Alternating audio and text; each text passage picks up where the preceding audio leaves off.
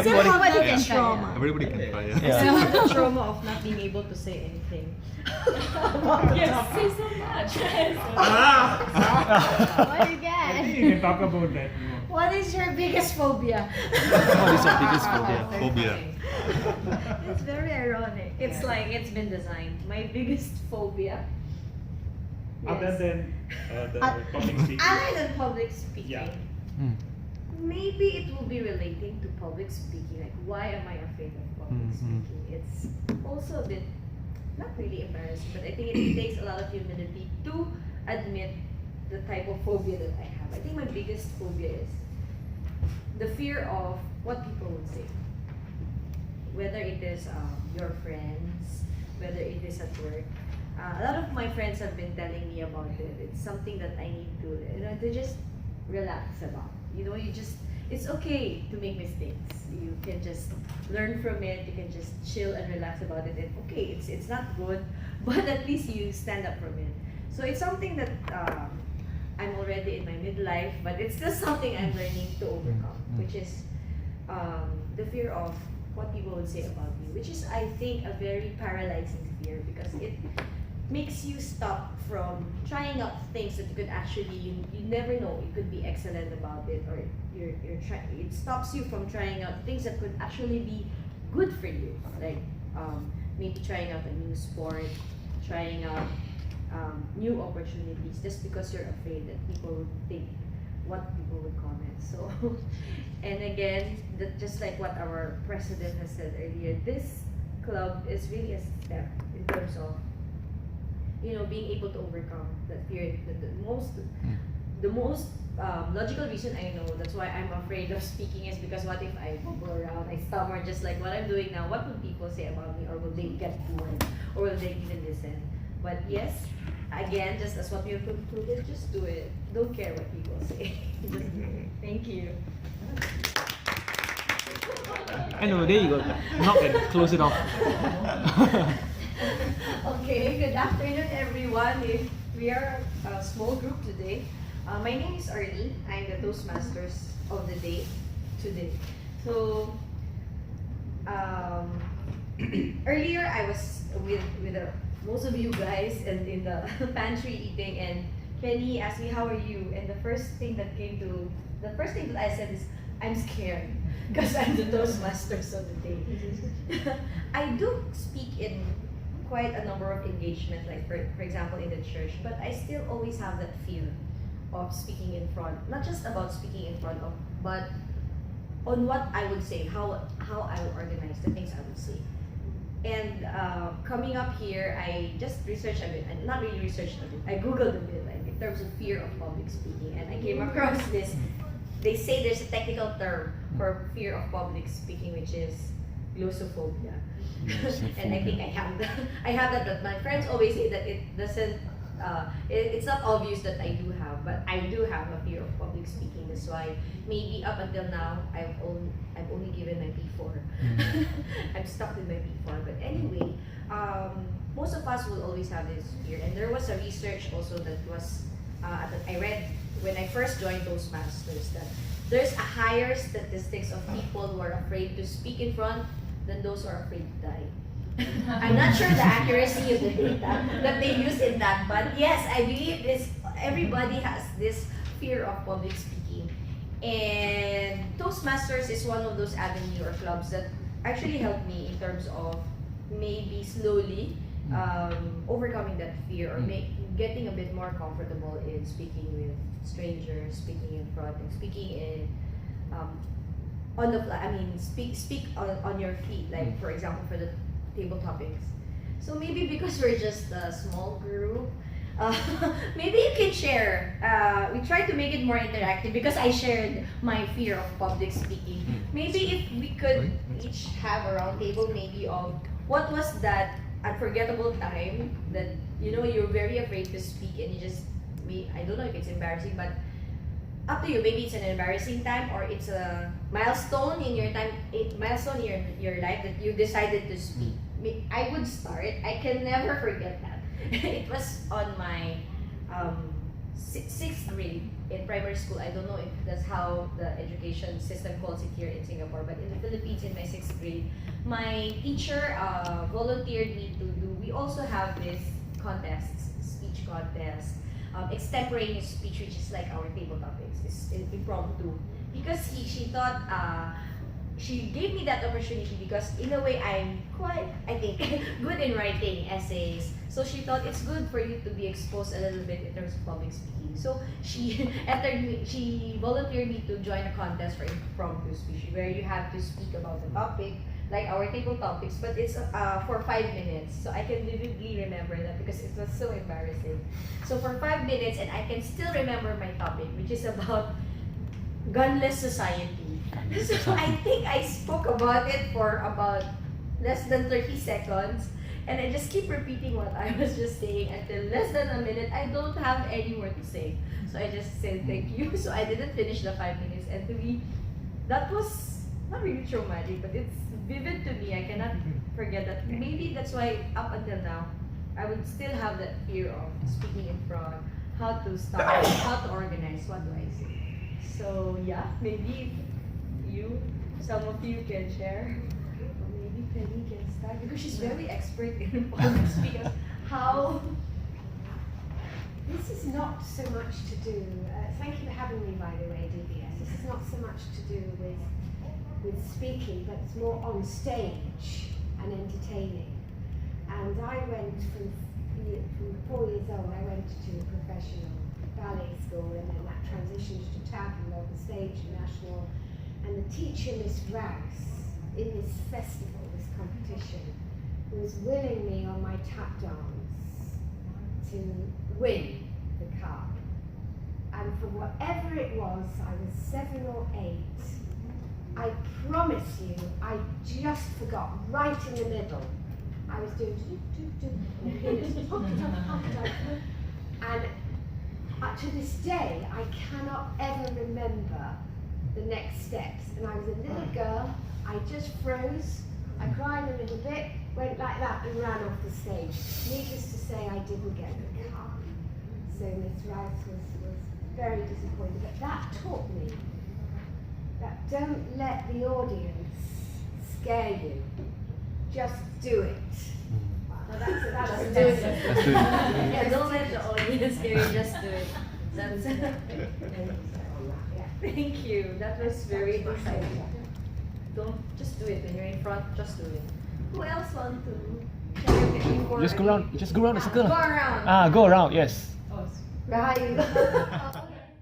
We start with the experts. I think my unforgettable moment was, I think last year we had this event about, we had an innovative speaker. He was telling us about how he started his business, and then came the questions like from the floor.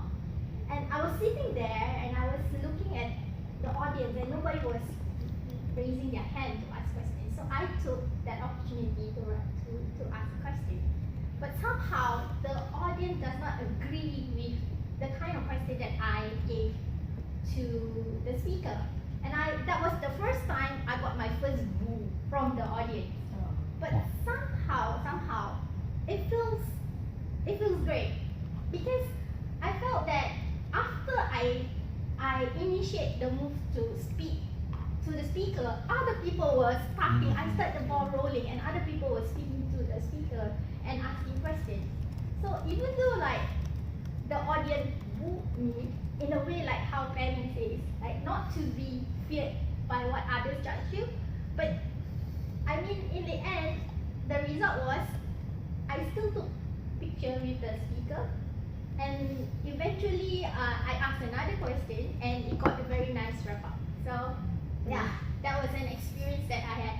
I could go negative, but in the end, I still feel great because I made that initiative move to speak up and And get everybody to speak. Yeah. It's another version of just do it. And Nike had it correct. Just do it. I'm sorry I didn't get you. Angie, how about you? Right. I tried to pick up public speaking skills many years back when I was a JC. So after my A levels, I gathered a few friends to join a Toastmasters club near my house back then. But regretfully, I didn't feel compelled to continue. So I never really progressed in public speaking after that. If I ever did any public speaking in school, in university, it was because I was forced to. Because the presentations, projects, or I just wanted to earn some participation marks in class. You know? Yeah, so it was never voluntary, and I never really overcame the fear of speaking in public. Then later on, as I started working, I realized it's very important to be able to communicate your ideas clearly. It's not enough to just be good in your written work, you also need to communicate. So that's when it crossed my mind to start brushing up my public speaking skills. So the first time I did a real prepared speech was actually at this club. Yeah, before that I've never had a prepared speech, and I also feel more fearless in when I just like how you in a bigger audience to stand up and ask questions or to make comments. So previously, I would be, you see who put up the hand first, who will speak first. Yeah, but I'm still in the process of overcoming because I feel that I'm still, I still sense that prohibition when before I stand up to ask a question or to even volunteer to give a speech. So the first time I did my speech here, it was a very good experience because I kept in my mind a tip from one of the TED speakers. I think the tip is to speak to your audience, not to show your skills, but to connect with the audience and to and with a view to benefit the audience. So if your view is to benefit the audience, I feel that is much easier and then you'll feel more natural. So I'm still in this journey and happy to be here. Yeah, that's a good point also. It's a good point to think of the audience because most often if you think of yourself going, that's what makes you uncomfortable because you think of yourself, you think what people will say, how you would look. So but if you start thinking about why you are doing what you're doing, which is a benefit of what you're talking about, then that's something to think of. Anyone else or we can start? Let me share. Oh, I always love to share my stories. Thank you. I think I shared before why I started this whole public speaking. It was because of the country manager. Yeah, a few years ago they have this lunch with country manager. You remember? Those who have been here long enough will remember it. Yeah, lunch with country. Yeah, same 2014, 2015. I can't remember. So you just write in and say yes, I would like to go for lunch with him. So yeah, so a few of us went for lunch with him at MPFC. Yeah, the food was not fantastic. I thought they had good food. Yeah, it was not fantastic. So we started off by having some icebreaker as well. So you go around the table and ask, hey, maybe can you tell me about some fun facts about yourself? Wow, I was stunned. No, I don't know how to answer that. Fun facts about yourself. I really couldn't answer. So, and it doesn't help when I was just seated beside him. The first one was me. Then I was stunned. I can't answer. I can't remember what I said, but I was really very disappointed with myself, unable to answer the questions. So that was the worst case, worst thing. So after that, I came across Toastmaster, and then I improved from there. So nowadays, if I see him, I'll even say hi to him. I think he recognized me as well, because we invited him for a few rounds of Leader to Inspire series. And net is, in order to be fearless, in order to be a better speaker, you need to start speaking.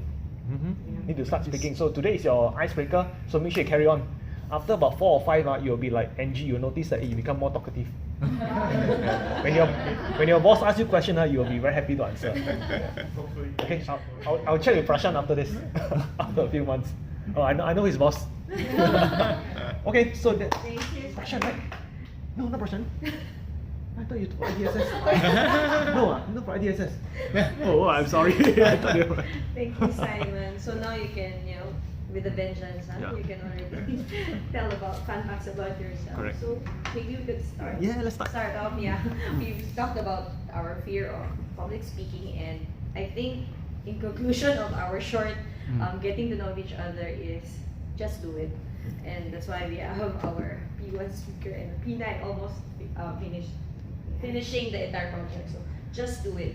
And before I introduce our speakers and our run through the program, just in conclusion with our fear of speaking, I would like to quote Mark Twain. He said that courage is the resistance to fear.